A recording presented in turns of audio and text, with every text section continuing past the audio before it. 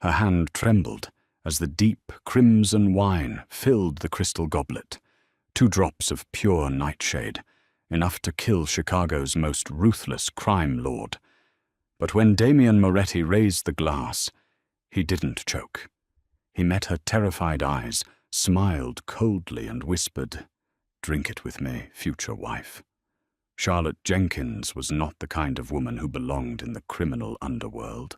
She was a 28-year-old sous chef with a brilliant palate, a laugh that usually filled the room, and a body that took up space. At 250 pounds, she was softly curved, unapologetically fat, and accustomed to the way high society types let their eyes slide right past her. To the billionaires, politicians, and mobsters who frequented the Grand Astoria Hotel, a plus-size woman in a stark white chef's coat was practically invisible. She was just the help, just a piece of the furniture that made the magic happen on their plates. Tonight, her invisibility was the only weapon she had. The heat of the commercial kitchen was suffocating, thick with the scent of roasted garlic-seared lamb and white truffle oil. Head chef Arthur Rossi was screaming orders at the line cooks, but Charlotte couldn't hear a word over the rushing blood in her ears. Hidden deep inside the pocket of her checkered chef's pants was a small glass vial. Her younger brother, Lucas Jenkins, was a fool. A sweet, well-meaning fool who thought he could outsmart the underground poker tables run by the Morello family.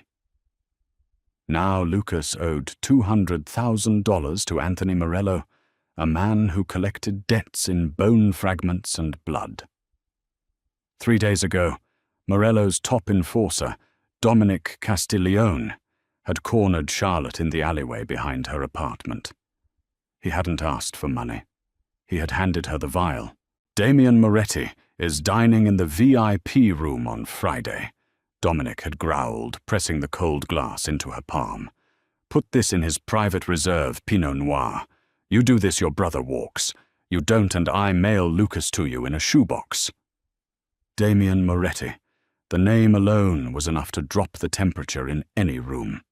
He was the reigning head of the Moretti Syndicate, a cold, calculating boss who had ruthlessly expanded his empire across the Midwest.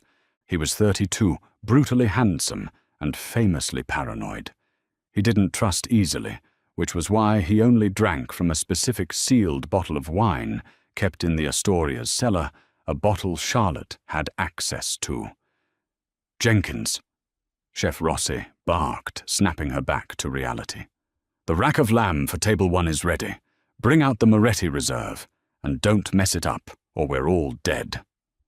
Charlotte swallowed hard, her throat feeling like sandpaper. "Yes, chef." She walked toward the heavy oak doors of the wine cellar, her thick thighs brushing together beneath her apron, her breath coming in shallow, panicked gasps. Every step felt like a march to her own execution. She loved her brother, but she was no killer. She baked brioche. She whipped up mascarpone cream. She didn't end lives. Once inside the dimly lit cellar, she located the bottle, a 1990 Domaine de la Romane Conti. Her hands shook violently as she uncorked it using the hotel's specialized opener. The cork popped with a soft, hollow thud that sounded like a gunshot in the quiet room. Charlotte pulled the vial from her pocket. The liquid inside was completely clear, tasteless, odorless, a highly concentrated paralytic toxin. "If I do this, I am a murderer," she thought, tears prickling the corners of her eyes. "If I don't, Lucas is dead." A sob caught in her throat. She closed her eyes silently, apologizing to whatever God was watching, and tipped the vial over the neck of the bottle. 3 drops. That was all it took. She quickly resealed it, placing it carefully onto a silver serving tray alongside a single polished crystal goblet. The walk from the kitchen to the VIP dining room was a blur. The heavy double doors were guarded by 2 massive men in tailored Italian suits.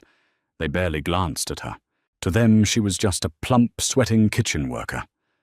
"Wine for Mr. Moretti," she murmured, her voice trembling. One of the guards patted down her apron quickly, completely missing the empty vial still in her pocket, and opened the door. The VIP room was lavish, draped in dark velvet and smelling of expensive cigars. Sitting at the head of the long mahogany table was Damien Moretti. He was an intimidating figure, broad shoulders, encased in a charcoal bespoke suit, sharp jawline, and eyes as dark and cold as obsidian. He was in the middle of a low conversation with his underboss, Matteo Bianchi, but the moment Charlotte stepped into the room, the conversation died. "Ah, the reserve," Damien said, his voice a deep, gravelly baritone that sent a shiver down her spine. "Pour it." Charlotte approached his side. Her hands were shaking so badly that the bottle rattled against the rim of the crystal goblet as she poured. The deep crimson liquid swirled in the glass, hiding its deadly secret perfectly. She stepped back, clutching the silver tray to her chest like a shield. "Drink it," she prayed, her heart hammering against her ribs. "Just drink it, and let this nightmare be over." Damien picked up the glass by the stem. He swirled it slowly, watching the legs of the wine streak down the crystal. He lifted it to his nose and inhaled deeply. Charlotte stopped breathing. Then Damien lowered the glass without taking a sip. He turned his head slowly, his dark, piercing eyes locking onto hers. The silence in the room stretched until it felt like a physical weight pressing down on her shoulders. "You're sweating, Ms. Jenkins," Damien said softly. Charlotte froze. Her blood turned to ice. "He knows my name." Charlotte couldn't speak. Her tongue felt glued to the roof of her mouth. How did he know her name? I apologize, sir." She stammered, her voice barely a squeak. "It's very hot in the kitchen." Damien didn't look away. His gaze roamed over her face, taking in her flushed, rounded cheeks, the terrified wide eyes, and the rapid rise and fall of her chest. There was no disgust in his expression, no dismissal, just a cold, terrifying curiosity. "Matteo," Damien murmured, not breaking eye contact with Charlotte. "Leave us." Matteo looked surprised but nodded instantly. "Yes, boss." The heavy doors clicked shut, leaving Charlotte entirely alone with the deadliest man in Chicago. Damien set the wine glass back down on the table. He leaned back in his chair, folding his hands over his stomach. "Anthony Morello is a predictable man." He began, his tone conversational, as if they were discussing the weather. "He thinks he's clever, using civilian leverage. He found out your brother Lucas owed him 200 grand. He figured a chef with access to my food, a woman who blends into the background, would be the perfect assassin." Charlotte's knees buckled. She couldn't help it. Her legs gave out, and she hit the plush carpeted floor with a heavy thud, her silver tray clattering beside her. She began to weep, deep, agonizing sobs, shaking her entire body. "Please," she begged, looking up at him through her tears. "Please don't kill my brother. I didn't want to do it. They said they would mail him to me in pieces. Please, Mr. Moretti, I'm so sorry." Damien stood up slowly. He walked around the edge of the mahogany table and knelt in front of her. For a moment, Charlotte squeezed her eyes shut, waiting for the bullet, waiting for a knife. Instead, she felt a large, warm hand cup her cheek. Her eyes flew open in shock. Damien's thumb gently brushed away a tear tracking down her face. His touch was surprisingly gentle, a stark contrast to his fearsome reputation. "You are not like the women who usually occupy my world, Charlotte," he said quietly, his eyes dropping to her trembling lips before meeting her gaze again. "The women I know are sharp, starved, ruthless, They would have poisoned me and smiled while I choked. His hand slid down to her jaw, his thumb pressing lightly into the soft flesh of her neck. You are soft. You're shaking like a leaf, and yet you still poured the glass.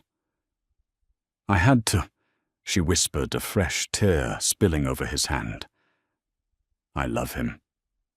Damien let out a low hum, a sound of contemplation. He stood up, towering over her, and walked back to the table. He picked up the poisoned glass of wine.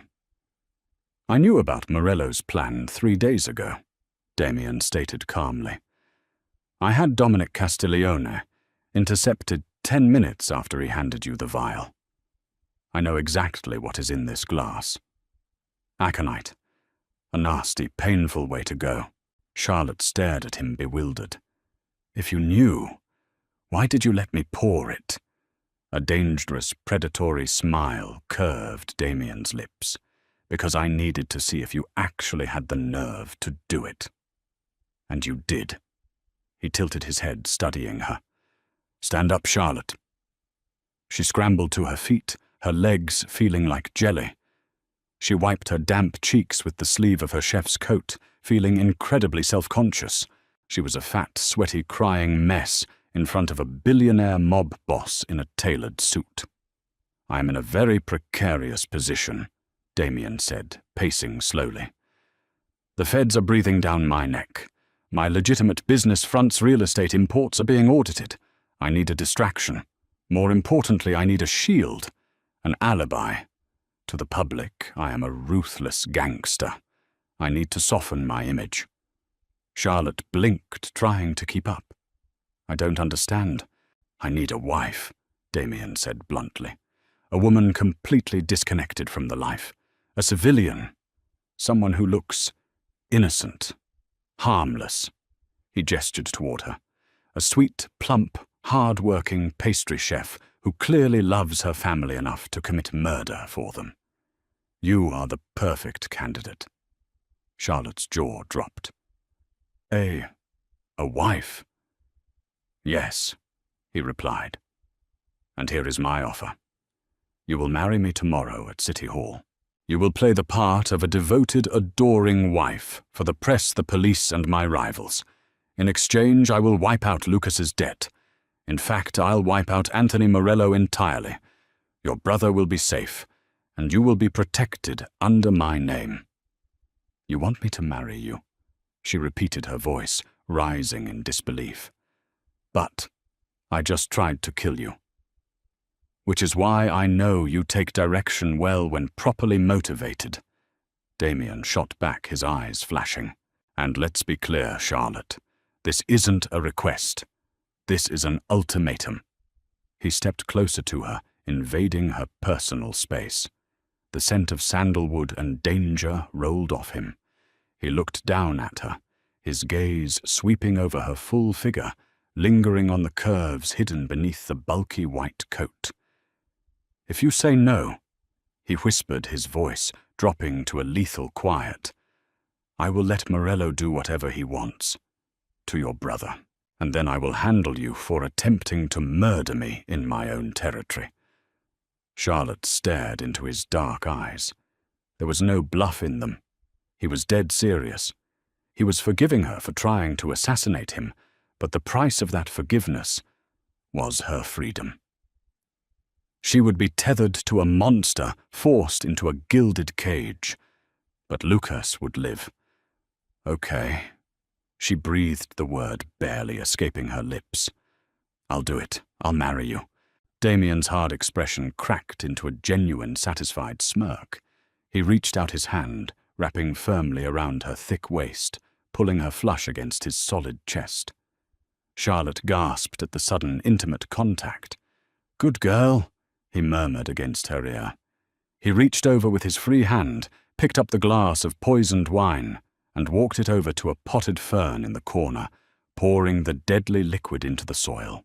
Pack your things, Charlotte Jenkins, Damien ordered, turning back to her with a possessive glint in his eye.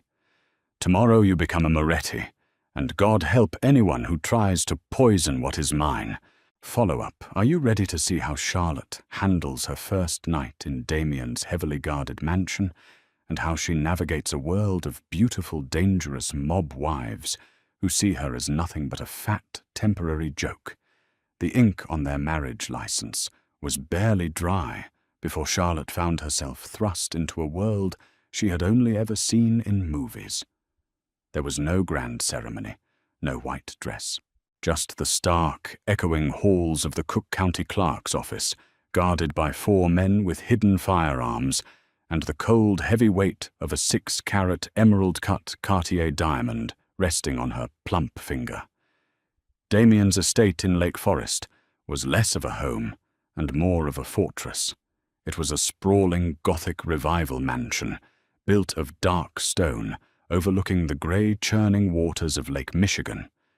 Inside, it was a museum of cold marble antique weaponry and oppressive silence. For the first 3 days, Charlotte hid in the massive state-of-the-art kitchen.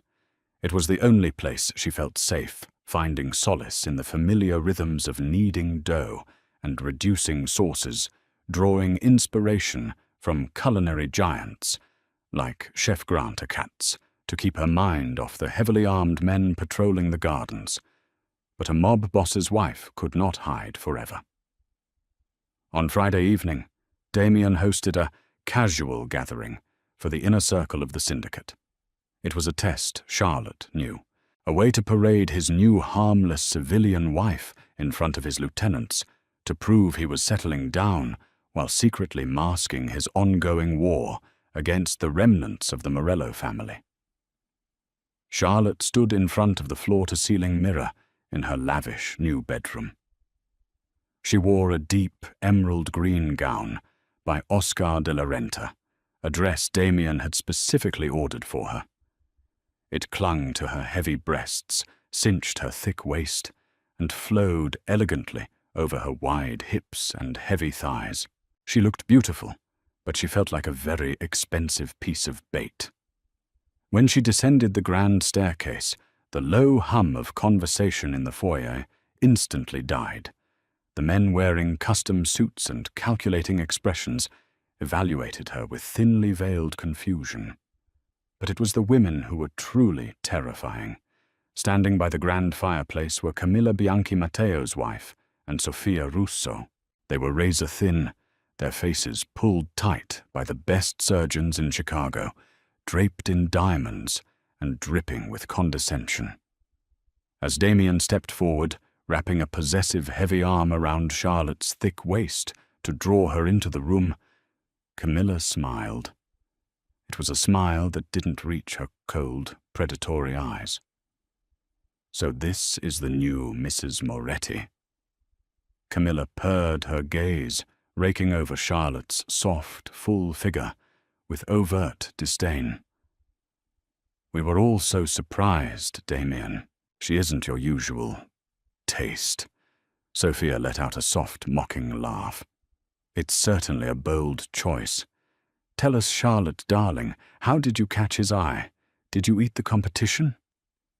A hot flush of humiliation crept up Charlotte's neck. She looked down at the marble floor, her old insecurities screaming at her to run back to the kitchen. She was just a fat, terrified sous chef. She didn't belong with these vipers. Before she could shrink away, Damien's grip on her waist tightened his fingers, pressing firmly into her plush hip. The air in the room suddenly grew frigid. My wife, Damien began, his voice deadly quiet, caught my eye because she possesses something none of you will ever understand. Genuine loyalty. He looked directly at Camilla, his obsidian eyes unblinking. And as for my taste, Camilla, I prefer a woman who actually feels like a woman under my hands, not a starving, fragile bird that would snap if I squeezed too hard. The silence that followed was suffocating. Camilla swallowed hard, her heavily powdered face turning pale. Sophia stepped back, suddenly finding her champagne glass fascinating. Damien turned his gaze down to Charlotte. Right in front of his deadliest enforcers and their cruel wives, He lifted his free hand, tangling his fingers in her dark curls, and tilted her face up. He pressed a slow, deliberate, and undeniably hot kiss to her lips. It wasn't just for show. Charlotte felt the genuine heat, the dark, twisted hunger in his kiss. He liked her body. He wanted her. "Enjoy the caviar, ladies," Damien murmured against Charlotte's lips before looking back at the pale women. "My wife hand-selected it." But the victory was short-lived. Later that night, as the party dwindled, Charlotte slipped away to fetch a glass of water from the kitchen. As she passed the shadowed doorway of Damien's study, she heard hushed, urgent voices. "Morello isn't dead," Matteo Bianchi was hissing to someone on the phone. "Damien lied. He wiped out the lieutenants, but Anthony is hiding in the south side. Yes, I have the drops. The gala at the Drake Hotel tomorrow night. I'll make sure it's done." Charlotte pressed her hand to her mouth, her heart hammering wildly against her ribs. Matteo, Damien's most trusted underboss. He was the traitor, and he was planning to finish the job Charlotte had failed to do. The Syndicate Charity Gala at the Drake Hotel was the social event of the season, a glittering facade masking the brutal reality of Chicago's underworld. Hundreds of politicians, socialites, and mobsters mingled under the massive crystal chandeliers of the Gold Coast room. Charlotte sat beside Damien at the head table, her heart a frantic drumbeat in her chest. She had tried to tell Damien about what she heard in the study, but he had been locked in back-to-back meetings all day. Now, surrounded by hundreds of people, she was trapped. She watched Matteo out of the corner of her eye. The underboss was slick. Charming, the mayor's wife, but his eyes kept darting back to Damien. When the main course was cleared, the servers began distributing the after-dinner digestives. A line of waiters carried silver trays lined with crystal shot glasses of limoncello, a traditional Italian palate cleanser. Charlotte's culinary instincts, honed through years of high-pressure kitchen service, immediately kicked in. She watched the waiter approach their table.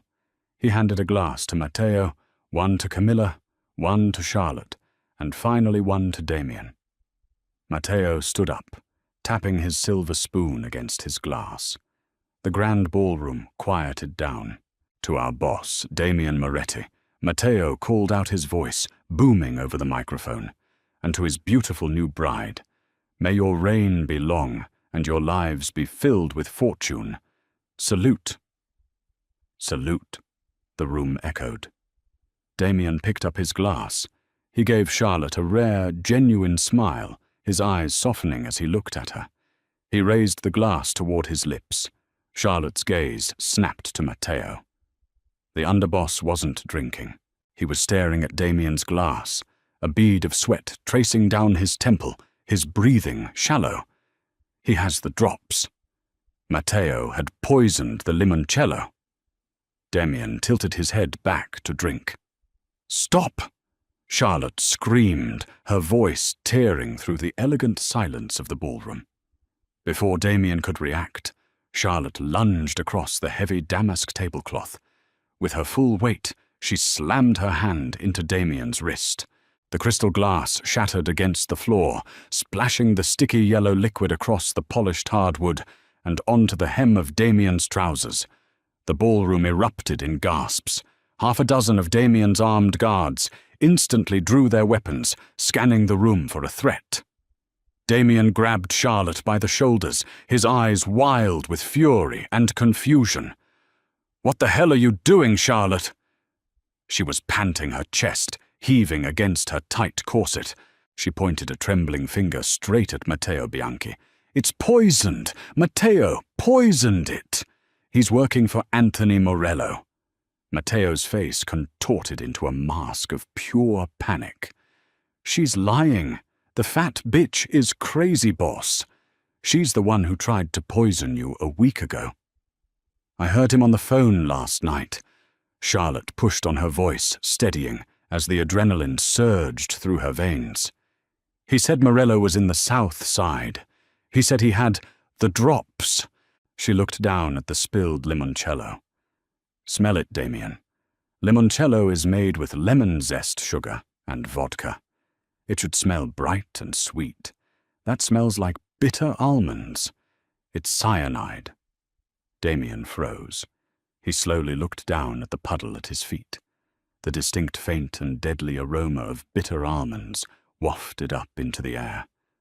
He didn't yell. He didn't scream. Damien slowly stood up from the table, brushing a drop of the spilled liquid from his sleeve. His face was a mask of absolute, terrifying calm. "Matteo," Damien said softly. The sound of his voice made the entire ballroom hold its breath. Matteo didn't wait. He shoved his chair back, pulling a snub-nosed revolver from his jacket, and aimed it right at Damien's chest. "Morello sends his regards." Bang! Matteo's sentence was cut short as a red blossom exploded on his forehead. He crumpled to the ground, dead, before he hit the carpet. Standing 10 feet away, Damien lowered his smoking, suppressed pistol. The room was trapped in a horrified, stunned silence. Damien calmly placed the gun back into his shoulder holster and turned to his guards. "Clean this up. Find Anthony Morello in the south side. Burn him to the ground." He turned back to Charlotte. She was shaking violently, clutching the edge of the table to keep herself upright. Without a word, Damien scooped her up into his arms. Despite her weight, he lifted her effortlessly, carrying her away from the chaos out of the ballroom and up into the private penthouse suite of the Drake Hotel. He kicked the heavy oak doors shut behind them and set her down gently on the edge of the massive king-sized bed. Charlotte covered her face with her hands, sobbing uncontrollably.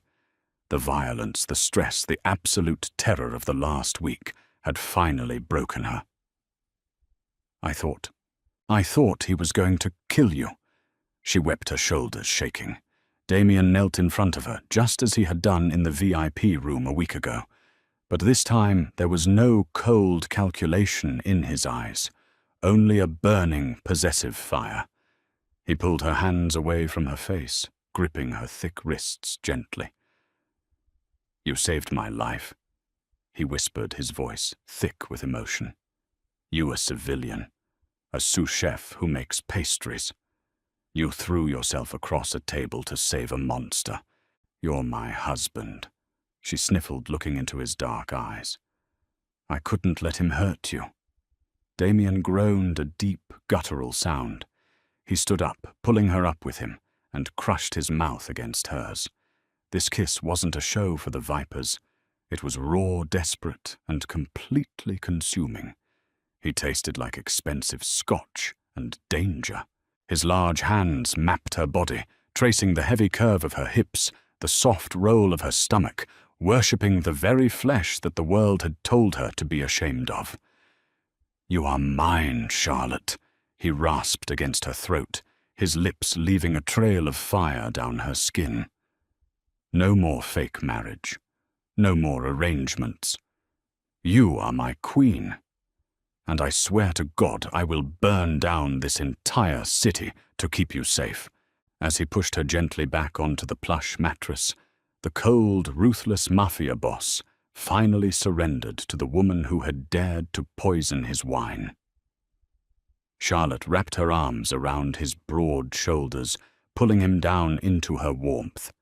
She had walked into the darkness to save her brother, but in the arms of the devil himself, she had found her light. Did Charlotte and Damien's deadly romance leave you breathless? If you loved this intense story of betrayal, food and mafia intrigue, hit that like button and share it with your fellow romance drama addicts. Don't forget to subscribe to our channel and ring the notification bell so you never miss another thrilling, real-life inspired tale. Drop a comment below telling us what you would have done in Charlotte's shoes. Stay tuned for more gripping stories coming your way.